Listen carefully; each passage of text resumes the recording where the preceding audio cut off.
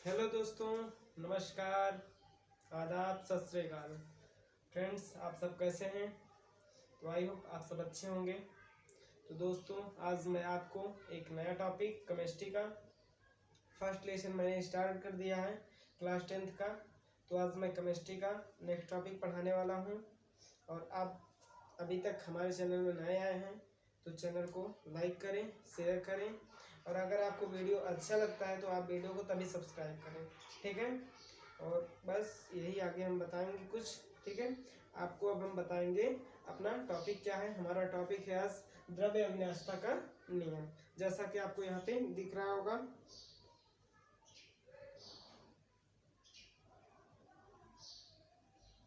चलिए, ये है हमारा द्रव्य अविनाशिता का नियम, ठीक है दोस्तों।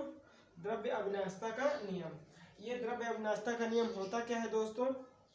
इसमें यह होता है कि कोई भी हमारी रासायनिक अभिक्रिया यदि हो रही है तो रासायनिक अभिक्रिया के जब समाप्त हो जाती है तो उसके बाद यह पता चलता है कि जो हमारा अभिकारक है या फिर उत्पाद है, उनके परमाणुओं में अगर किसी भी प्रकार का चेंज नहीं होता है, बदलाव नहीं आता है अभिक्रिया के फलस्वरूप, तो वही हमारा क्या होता है, द्रव्य अविनाशिता का नियम होता है। तो आइए अब हम देखते हैं इसकी परिभाषा क्या होती है द्रव्य अविनाशिता का नियम। तो दोस्तों, यहाँ पे बताया गया है किसी रासायनिक अभिक्रिया में अभिकारकों के उत्पादों में परिवर्तन के फलस्वरूप, अभिकारकों के उत्पादों में या फिर अभिकारक में, ठीक है, परिवर्तन के फलस्वरूप ना ही कोई परमाणु नष्ट होता है, ठीक है, ना ही कोई परमाणु नष्ट होता है और ना ही कोई निर्मित होता है, ठीक है। मतलब वो दोनों क्या होते हैं, सुरक्षित बने रहते हैं, ठीक है दोस्तों। क्या होते हैं, सुरक्षित बने रहते हैं। दूसरी परिभाषा इसकी यह है दोस्तों, यदि रासायनिक समीकरण के दोनों पक्षों में अभिकारक एवं उत्पाद, दोनों पक्ष कौन कौन से होंगे, एक अभिकारक होगा एक उत्पाद होगा, ठीक है, में रासायनिक अभिक्रिया के फलस्वरूप कोई परिवर्तन ना हुआ हो, ठीक है, कोई परिवर्तन ना हुआ हो, अर्थात दोनों पक्षों में परमाणुओं की संख्या क्या हो दोस्तों, परमाणुओं की संख्या समान हो, ठीक है। वही समान होगा जब दोनों पक्षों में समान होगा परमाणुओं की संख्या अभिकारक में और उत्पाद में, तो उसी को हम कहते हैं, क्या कहते हैं, द्रव्य अविनाशिता का नियम कहते हैं दोस्तों, ठीक है। अब द्रव्य अविनाशिता के नियम के अंतर्गत हम दो बातों को समझेंगे। कौन कौन सी बातें दोस्तों? पहला होता है हमारा संतुलित समीकरण। क्या होता है? संतुलित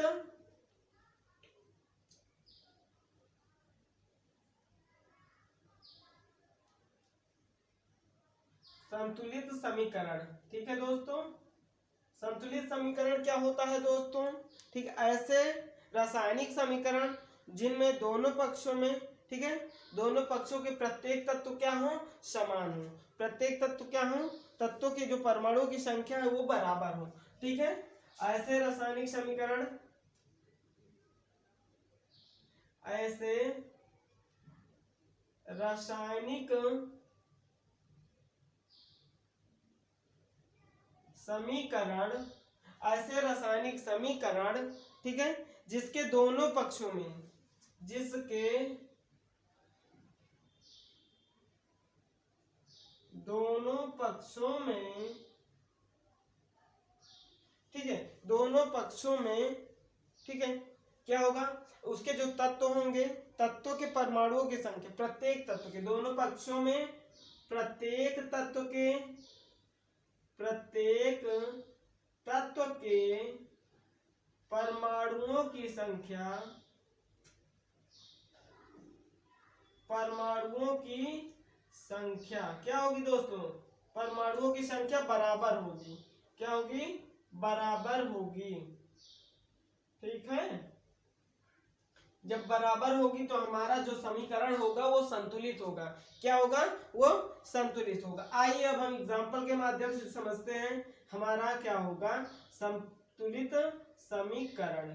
ये देखिए, अब हम यहाँ पे क्या करेंगे दोस्तों, यहाँ पे इसको अभी हटा देते हैं, मैग्नीशियम और ऑक्सीजन हम लेते हैं।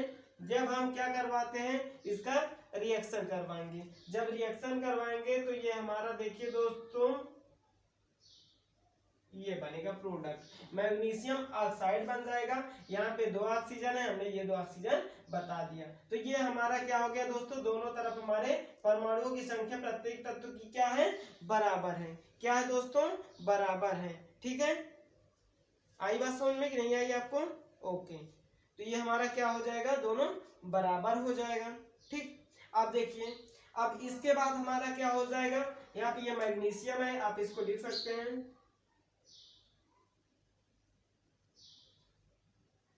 ये तो आपको पता ही है, ऑक्सीजन है, और इसका जो प्रोडक्ट बना ये क्या बना, मैग्नीशियम ऑक्साइड। क्या बना दोस्तों, मैग्नीशियम ऑक्साइड।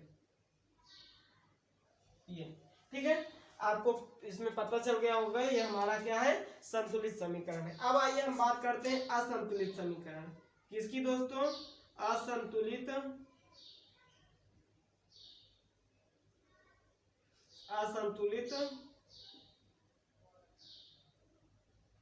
समीकरण। ठीक है दोस्तों, आइए अब हम बात करते हैं असंतुलित समीकरण की। ऐसे रासायनिक समीकरण जिनके दोनों पक्षों में से किसी एक पक्ष में परमाणुओं की संख्या भिन्न होती है। ठीक है, क्या होगा, ऐसे रासायनिक समीकरण, ऐसे रासायनिक समीकरण जिनके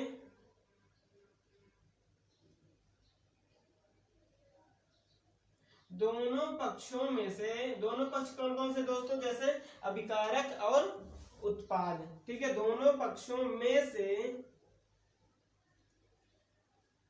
किसी एक पक्ष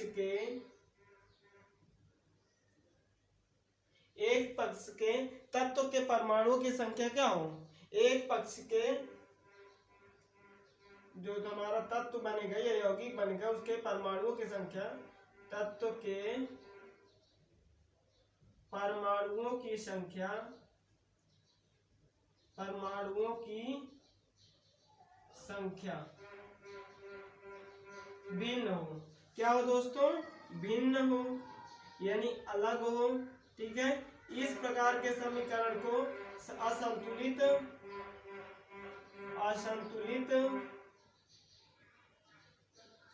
समीकरण कहते हैं। ठीक है दोस्तों, तो ऐसे रासायनिक समीकरण जिनके दोनों पक्षों में से किसी एक पक्ष के तत्व के परमाणुओं की संख्या भिन्न होती है, असंतुलित समीकरण कहलाते हैं। ठीक है, आइए अब हम इसका एग्जांपल देख लेते हैं। अभी आपने संतुलित का देखा, अब आइए हम देखते हैं इसका। ठीक है, Mg+O2। देखिए दोस्तों, यहाँ पे क्या बन गया, MgO। अब आप यहाँ पे देख सकते हैं कि मैग्नीशियम का एक तत्व है, ऑक्सीजन के दो तत्व हैं, पर यहाँ पे मैग्नीशियम ऑक्साइड फिर जो बन रहा है हमारा उत्पाद है, उसके हमारे यहाँ पे क्या दिख रहे हैं, एक ही दिख रहे हैं। क्या दिख रहे हैं, परमाणुओं की संख्या एक एक दिख रही है। इसलिए यहाँ पे बताया गया है कि ये जो समीकरण है ये असंतुलित समीकरण है। किस प्रकार का समीकरण है, असंतुलित समीकरण है। ठीक है, आपको पता चल गया होगा, असंतुलित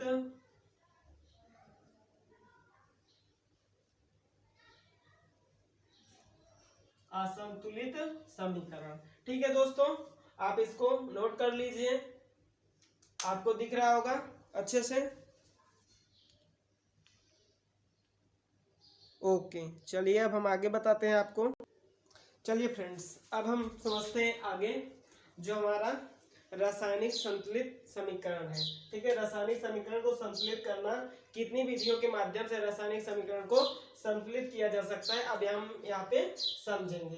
तो दोस्तों, यहाँ पे मुख्यतः 4 विधियां बताई गई हैं जिसके माध्यम से हम रासायनिक समीकरण जो होते हैं उनको हम संतुलित कर सकते हैं। ठीक है, तो आइए अब हम एक एक करके सबका नाम आपको बताते हैं, उसके बाद हम इसका नेक्स्ट वीडियो में इसका पूरा एक्सप्लेनेशन से बताएंगे, अच्छे से बताएंगे, पूरा इसका डिटेल में बताएंगे। आइए अब हम देखते हैं पहली विधि हमारी कौन सी है जिसके द्वारा हम रासायनिक समीकरण को संतुलित कर सकते हैं। तो हमारी पहली विधि है जांच एवं त्रुटि विधि। कौन सी विधि है दोस्तों, जांच एवं त्रुटि विधि के माध्यम से हम रासायनिक समीकरण को संतुलित कर सकते हैं। अब दूसरी विधि हमारी कौन सी है, दूसरी विधि है दोस्तों संयोजकता विधि।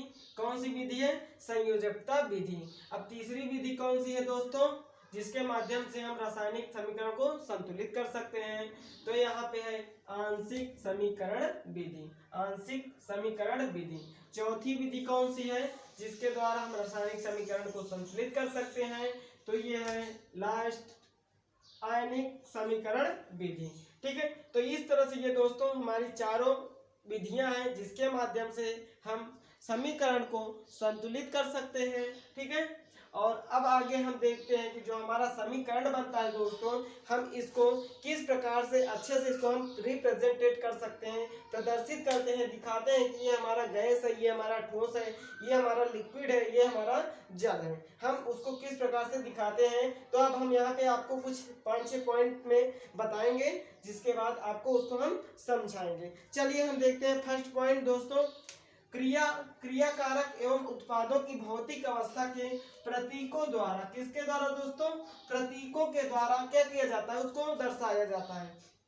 दोस्तों समझना, जो हमारा रासायनिक समीकरण होता है या रासायनिक क्रिया होती है, उसमें दो पार्ट होते हैं। पहला पार्ट होता है अभिकारक, दूसरा पार्ट होता है उत्पाद। तो देखो दोस्तों, यहाँ पे अभिकारक एवं उत्पाद की जो भौतिक अवस्था होती है, भौतिक अवस्था मतलब उसमें क्या जल होगा, ठोस होगा, द्रव्य होगा।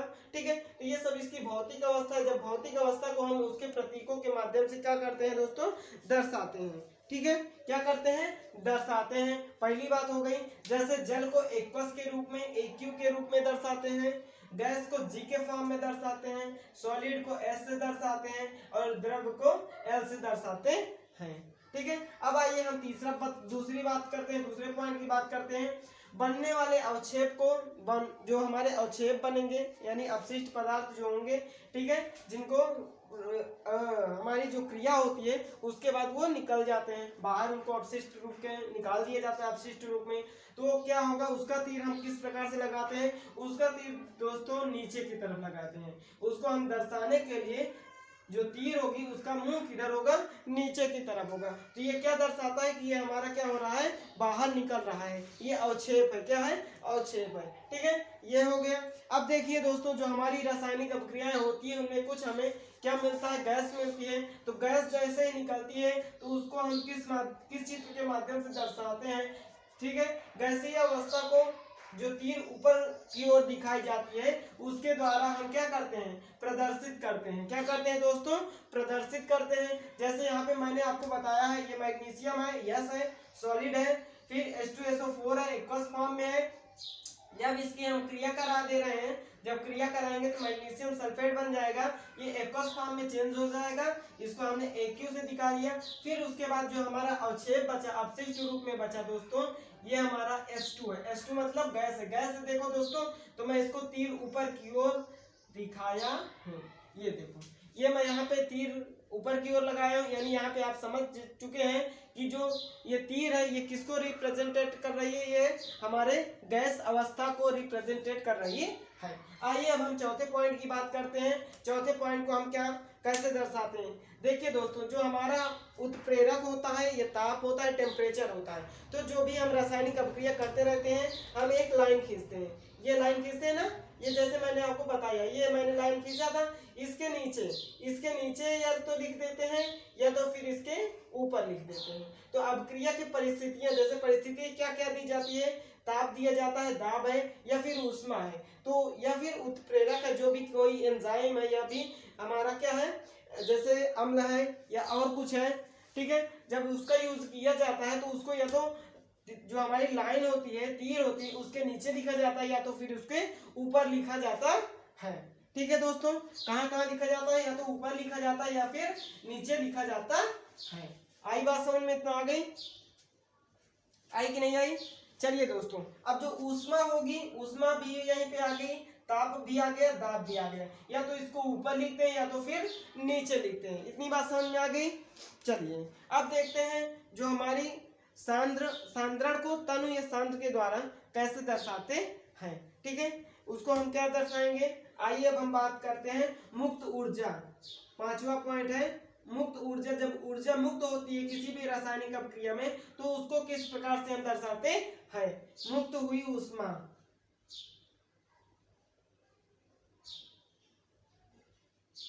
जब मुक्त हुई ऊष्मा है, हमारी रासायनिक अभिक्रिया में ऊष्मा मुक्त होती है तो हम उसको किस रूप में दर्शाते हैं? तो हमारे पॉजिटिव होती है। कैसी होती है दोस्तों?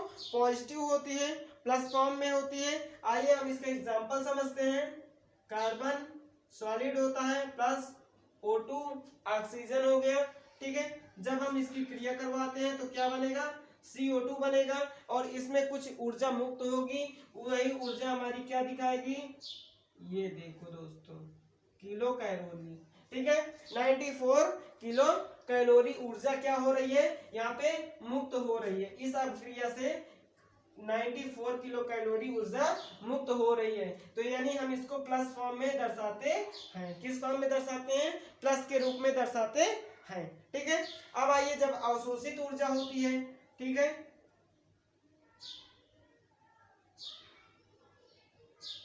अवशोषित हुई ऊष्मा,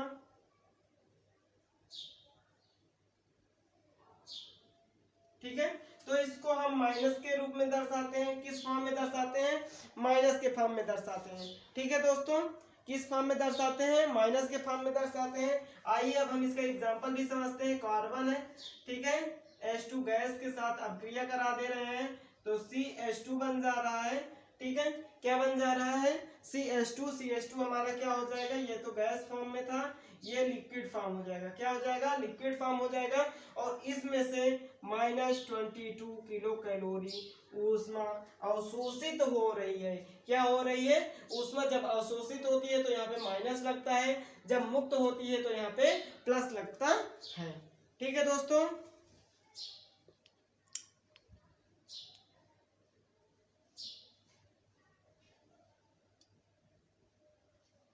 चलिए, इतनी बात समझ में आ गई आपको?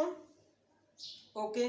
अब आइए हम बात करते हैं, जब हमारी अभिक्रिया, लास्ट पॉइंट इसका, जब हमारी अभिक्रिया क्या होगी? उत्क्रमणीय अभिक्रिया होगी तो किस प्रकार से, और अनुत्क्रमणीय अभिक्रिया होगी तो किस प्रकार से उसको हम दर्शाते हैं, ठीक है। उत्क्रमणीय अभिक्रिया,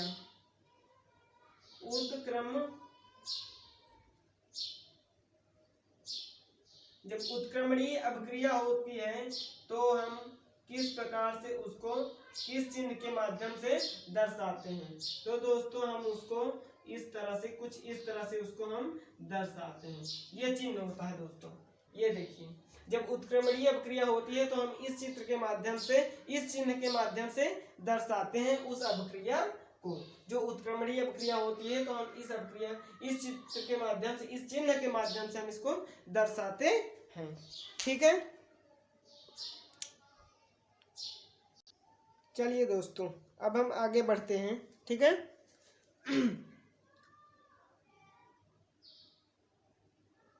यस, आपको दिखाई पड़ रहा है? ठीक है।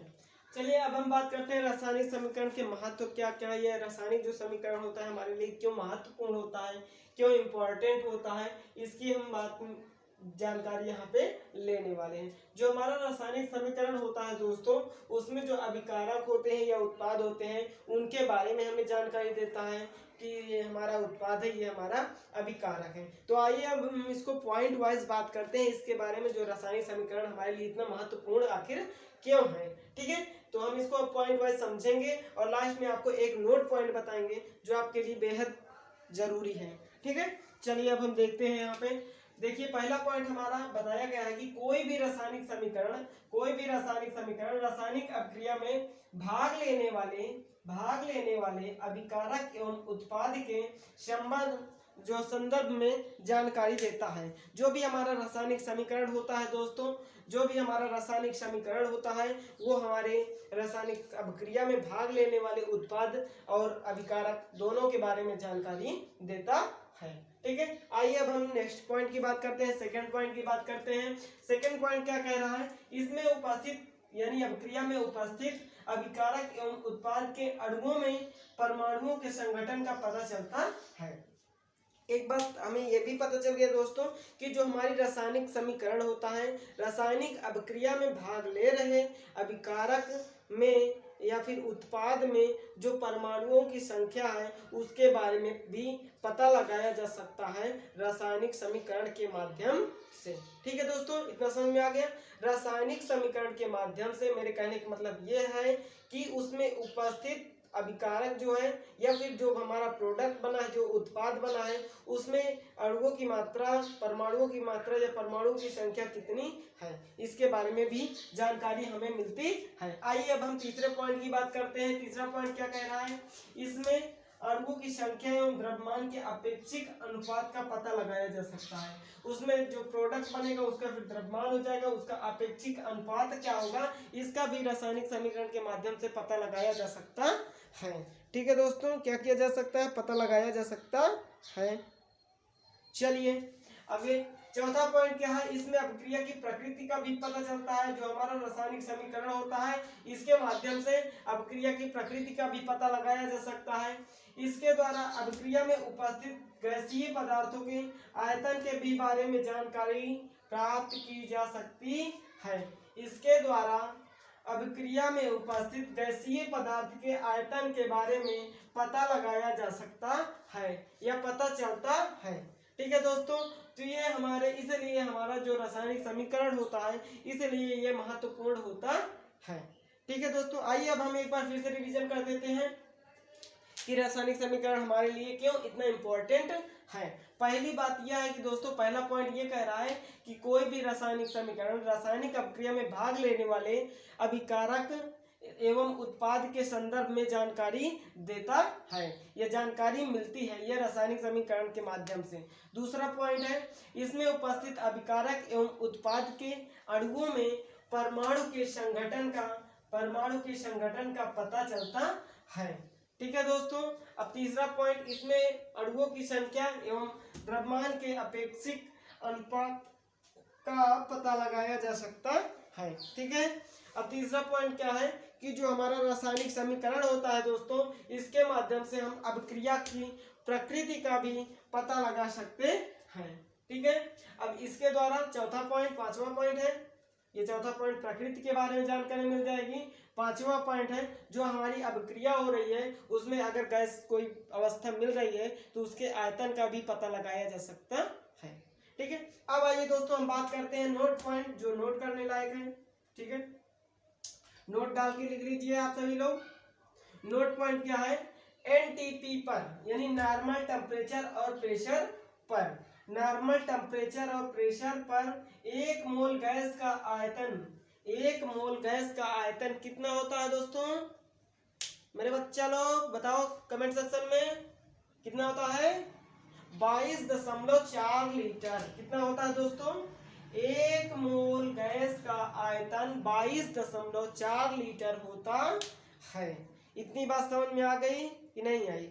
आ गई। चलिए अब हम बात करते हैं रासायनिक अभिक्रिया के प्रकार। जो हमारी अभिक्रियाएं, अभी तक हमने रासायनिक समीकरण पढ़ा, अब हम पढ़ेंगे रासायनिक अभिक्रिया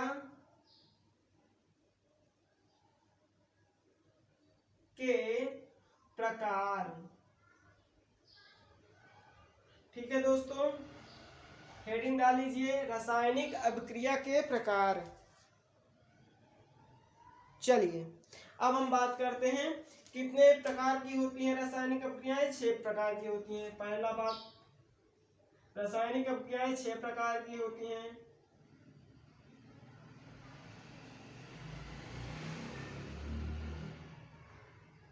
चलिए नंबर 1, नंबर 2, नंबर 3 ऐसे हम आपको बताने वाले हैं। पहली अभिक्रिया होती है दोस्तों संयोजन अभिक्रिया। क्या होती है? संयोजन अभिक्रिया। दोस्तों अभी हम इसका नाम बता रहे हैं, इसके बाद हम अभी नेक्स्ट वीडियो में डिटेल में चर्चा करेंगे। ठीक है, आपको इसकी डिफिनीशन बताएंगे, इसमें एग्जाम्पल बताएंगे। ठीक है, उसके बारे में हम सब कुछ बात करेंगे। तो पहली अभिक्रिया का नाम है दोस्तों संयोजन अभिक्रिया। इसलिए आप हमारा जो नेक्स्ट आने वाला वीडियो है उसको देखना ना भूलिएगा। ठीक है, नहीं तो आप फिर पूरा सिलेबस कंप्लीट नहीं कर पाएंगे, और जब पूरा सिलेबस कंप्लीट नहीं कर पाएंगे तो पढ़ाई अच्छे से नहीं हो पाएगी। ठीक है, चलिए पहली अभिक्रिया हो गई संयोजन अभिक्रिया। दूसरी अभिक्रिया है वियोजन अभिक्रिया। वियोजन अभिक्रिया। ठीक है, जब दोस्तों आपको अभिक्रिया का नाम पता रहेगा तभी आप उसके बारे में सर्च भी मार सकते हैं, किसी और चैनल पे देख सकते हैं, या कहीं से और भी क्या कर सकते हैं, जानकारी एकत्रित कर सकते हैं। जब आपको अभिक्रिया का नाम ही नहीं पता है तो आप उसके बारे में कुछ जानकारी नहीं प्राप्त कर सकते हैं।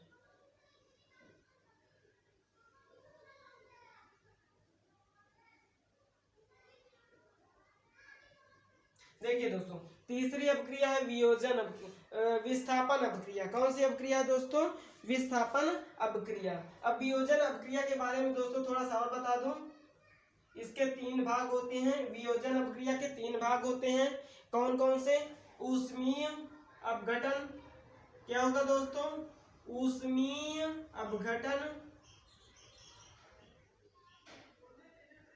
दूसरा है प्रकाश अपघटन। क्या है दोस्तों? प्रकाश अपघटन। प्रकाश अपघटन। आइए अब हम इसी वियोजन अभिक्रिया के अंतर्गत विद्युत अपघटन अभिक्रिया के बारे में पढ़ेंगे। ठीक है, तो ये थे हमारे 3 वियोजन अभिक्रिया के रूप। अब आइए हम बात करते हैं चौथे पॉइंट की। चौथा हमारा कौन सी अभिक्रिया हो जाएगी? ऊष्मा छेपी या ऊष्मा शोषी अभिक्रिया। कौन सी अभिक्रिया हो जाएगी? ऊष्मा शोषी या ऊष्मा छेपी। ठीक है दोस्तों, ऊष्मा छेपी अभिक्रिया। ठीक है दोस्तों, इसके अंतर्गत अभी हम बात करेंगे ऑक्सीकरण तथा अपचयन। कौन सी अभिक्रिया? 5वीं अभिक्रिया कौन सी है? ऑक्सीकरण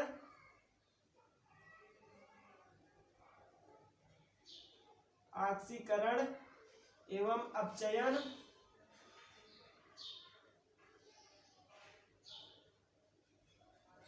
दोस्तों आपको मैं फिर से एक बार कह रहा हूं कि आप हमारा जो आने वाला नेक्स्ट वीडियो है उसको देखेंगे, तभी ये सब जो हमारी रासायनिक अभिक्रियाएं हैं तभी इसका आप डिटेल पा सकते हैं, अन्यथा और कहीं आपको डिटेल मिलने वाला नहीं है। हम उसमें पूरे जो 6 प्रकार के हमारी रासायनिक अभिक्रियाएं हैं इसके बारे में हम फुल डिटेल में चर्चा करने वाले हैं, तो आप उस वीडियो को देखना ना भूलिएगा। ठीक है, आइए अब हम 6वीं अभिक्रिया के बारे में बात करते हैं, जो है रेडॉक्स अभिक्रिया।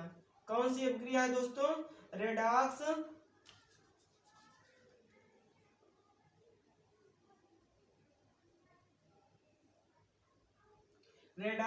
अभिक्रिया। बड़ा तेज बोल रहे हैं आप। ठीक है दोस्तों,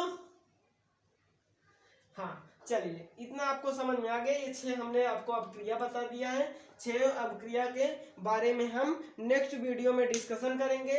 वीडियो अगर आपको अच्छा लगा है तो वीडियो को लाइक करें, शेयर करें, और हमारे चैनल में नए आए हैं तो चैनल को सब्सक्राइब कर लें और बेल आइकन को जरूर प्रेस कर लें, जिससे आपको आने वाले नए वीडियो आसानी से मिलते रहें और आपकी पढ़ाई कंटिन्यू चलती रहे। तो दोस्तों थैंक यू, जय हिंद, जय भारत।